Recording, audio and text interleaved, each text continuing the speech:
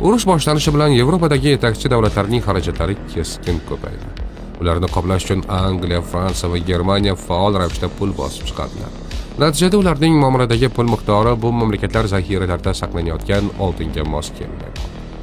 Qo'shma Shtatlar urushga kirishga shoshilmadi. Aksincha, ular Angliya va Fransiyaga faol ravishda kredit bera boshladi. Birinchi jahon urushi oxiriga kelib, Qo'shma Shtatlar 10 milliard dollarlik kredit berdi. Shundan 7 milliardi yevropaliklar tomonidan Amerika qurollarini sotib olishga sarflandi. Bundan tashqari ko'plab badavlat kompaniyalar pullarini urush girdobidagi Yevropada emas, balki Amerikaning ishonchli banklarida saqlashni afzal ko'rdi. Natijada 1920-yillarning boshlariga kelib, AQSh iqtisodiyotida jahon oltin zaxirasining yarmi to'plandi.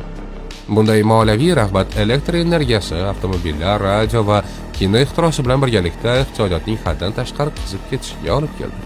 Mamlakat buyuk depressiyaga duchor bo'ldi. Va agar Ikkinchi jahon urushi bo'lmaganida, AQSh iqtisodiyoti yana qancha vaqt inqirozdan chiqib ketishi noma'lum edi. Ssenariy takrorlandi. Dunyo urush girdobida qolganda, Qo'shma Shtatlar samarali biznes qarorlarini qabul qilishdan mashq qildi. Harbiy harakatlarga kirishmasdan, Qo'shma Shtatlar ittifoqchilariga tekin bo'lmagan Lend-Liz dasturi bo'yicha muntazam yordam ko'rsatdi.